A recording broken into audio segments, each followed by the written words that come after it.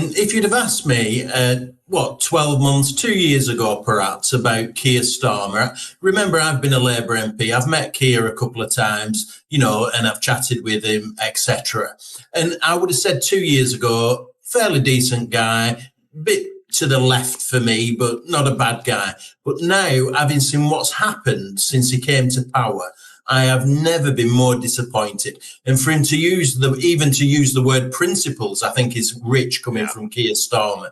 I mean, the hypocrisy from all of this, we had to listen to his sanctimonious rants about Boris Johnson for years. And as soon as he is in office or near to it, he's just taking freebies left, right and centre. I have never been more disappointed in a politician than I have been in him. As regard Ali, he has questions to answer. I mean, he's under investigation by the House of Lords. I don't think it's going to end well for either of them. Did you know that a wave of disappointment is now building inside the Labour Party against Keir Starmer?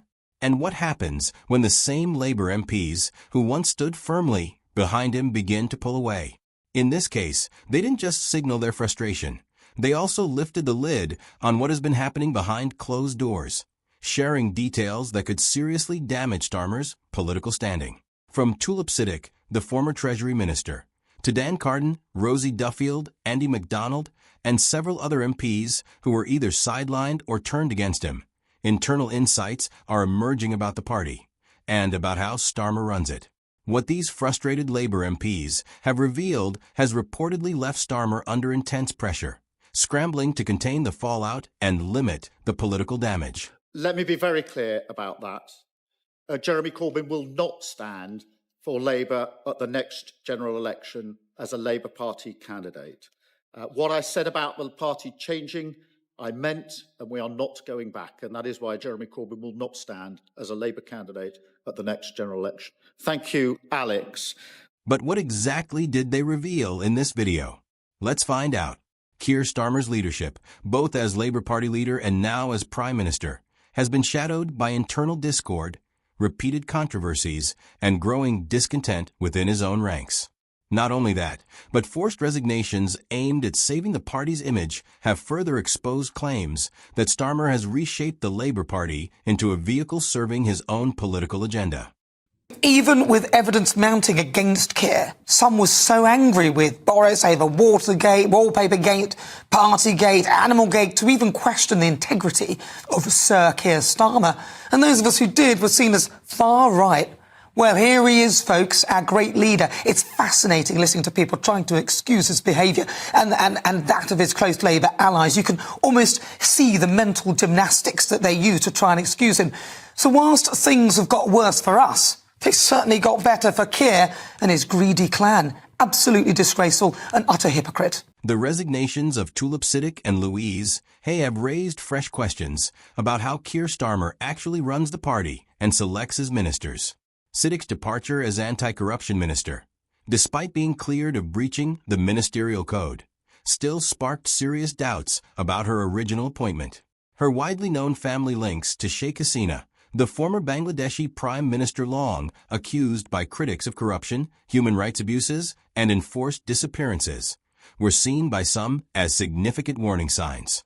Starmer's decision to appoint Siddiq, despite those associations, has fueled claims that political advantage, particularly the electoral importance of Bangladeshi heritage voters in key constituencies, including his own, was placed ahead of ethical caution. Mr. Speaker, at a time of turmoil in the markets, the Prime Minister was distracted by the crisis around the former City Minister. What does it tell us about his judgment that yesterday he said he was saddened that his close friend resigned? This was an anti-corruption minister under criminal investigation for corruption. Mohammed Yunus, the Nobel Prize winner advising Bangladesh, said London properties gifted to the former city minister may be proceeds of robbery. So, will the Prime Minister offer Bangladesh the full support of our National Crime Agency in ensuring that any properties bought with stolen funds? The moment it emerged that Tulip Siddiq's London properties were allegedly bought with corrupt funds, she was forced to resign, done to avoid investigation, shield her from the case, and keep the Labour Party uninvolved. Mr. Speaker, he did not answer the question about the National Crime Agency.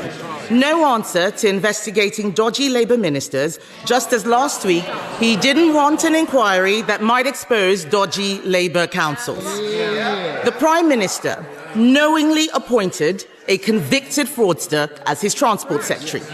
The anti-corruption minister he had full confidence in only days ago resigned yesterday in disgrace. However, this appointment was not an isolated case. Hayes' resignation as Transport Minister exposes flaws in Starmer's approach. Her decade-old fraud conviction resurfaced, troubling both her and the Labour government. While Hay claimed Starmer knew of her conviction when she joined his shadow cabinet, the absence of confirmation from Downing Street raises serious transparency concerns. This incident highlights not only a failure in vetting, but also broader issues in how Starmer manages his cabinet's ethical standards. The Prime Minister knowingly appointed a convicted fraudster to be his Transport Secretary. He owes the House an explanation. He said that the former Transport Secretary was only asked to resign after further information came to light. What was that further information? I'm not going to disclose private conversations. Further information came to light. The Justice Secretary resigned. As I say, what a mark. Before we continue, tell us, are you enjoying the video? If so, please like, share, and subscribe for more exclusive coverage of the groundbreaking changes happening in Offscript. Internal criticism has also intensified, with Labour MPs openly questioning Starmer's leadership and decisions. Dan Carden's push for a national inquiry into grooming gangs directly challenges Starmer's preference for localized investigations, a stance widely criticized as inadequate. Victims have revealed that officials even mocked the abused teens. I was abused many years. I can't go a lot into it, but I was, abused on the streets. I was brought up, I was on a care order, councils had duty of care for me, and I was ignored and I was mocked. I was laughed at, I was laughed at by certain police officers when I tried reporting the abuse. And that hasn't been easy. So many of us was fobbed off. Why do you think that they didn't take your claims seriously? If you're a young girl being abused on the street and you're coming to the police for help, surely they should have at least listened. Why did they not take it seriously? They didn't want to face the truth. We was problems in their eyes. When we're not the problems, we was criminalised. Abuse is a crime, and that is that. And we are human beings, and if we have to, abide to the law, then so do they, and they're supposed to be handling these reports with care. They're supposed to take our statement. Carden argues that localized inquiries fail to address the systemic and far-reaching nature of these crimes.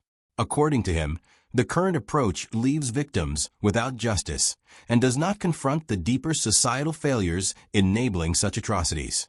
His criticism reflects broader frustration within the Labour Party over Starmer's perceived reluctance to tackle politically sensitive issues, likely out of fear of backlash. Beyond policies, accusations of favoritism in appointments have further tarnished Starmer's reputation.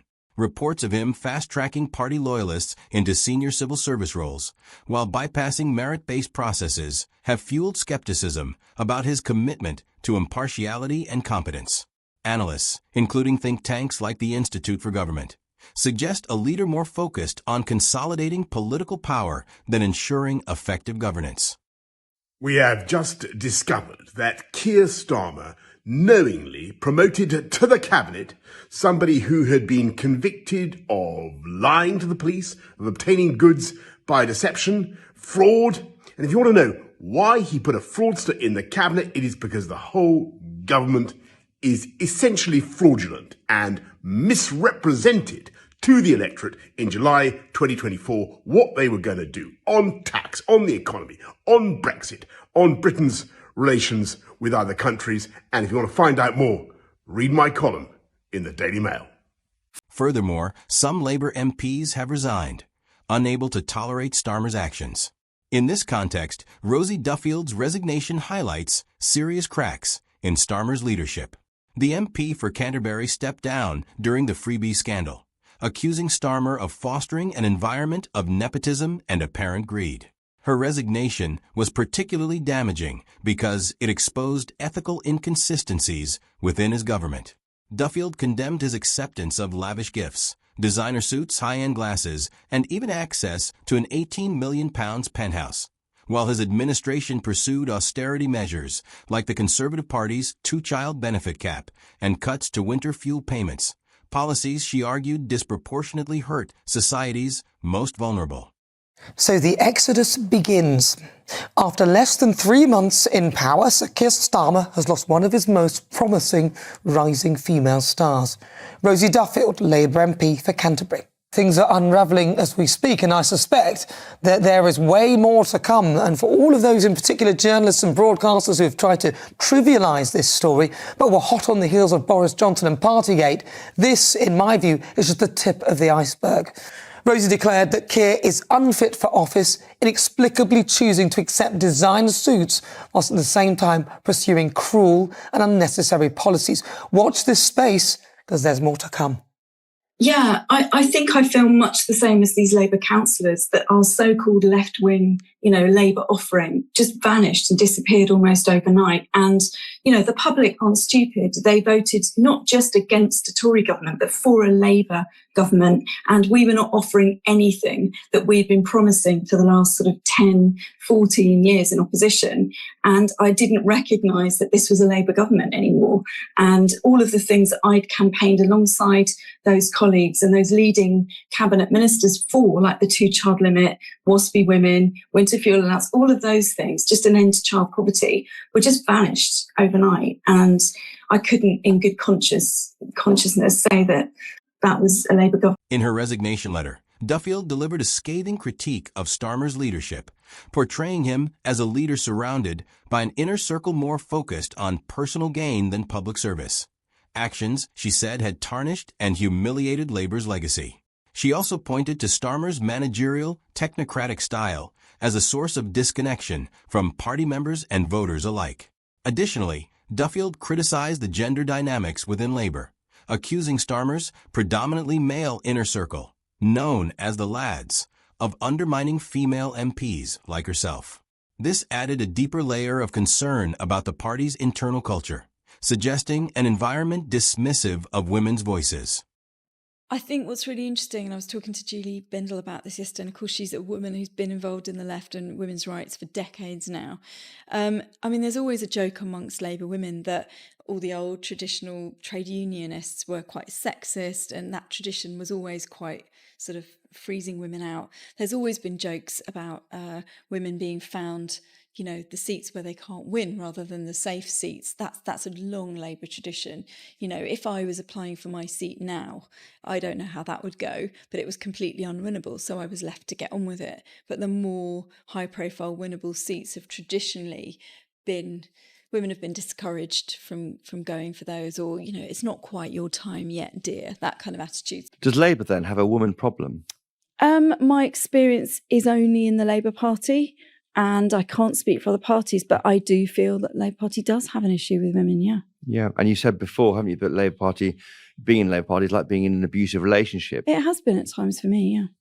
And that comes from somebody who has been in one, because you talked about it in 2019. Yeah, it's the psychological aspect of that kind of relationship where you can be loved 1 minute and showered with kind of praise and compliments and all of the stuff that you get in those kind of relationships, and then completely blanked, completely ghosted, and you're like, well, what's that about? And what did I do?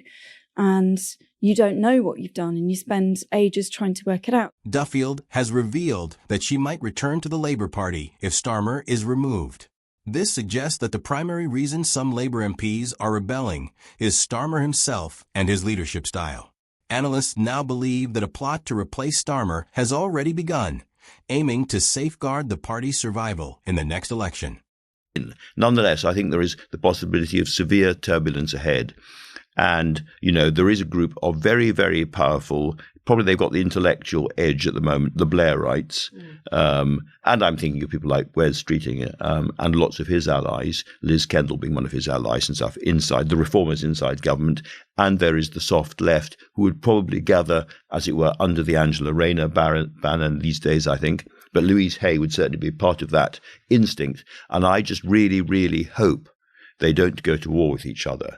Because if that happens, then I think the British public will say, they're exactly like the Tories. They're obsessed with each other. Here we go again. Here we go again. What about us? I mean, that's what I'm thinking. It will be less than a year into a landslide victory. It would be catastrophic. It would be absolutely catastrophic. And I'm just worried that I can see the first signs of it happening already.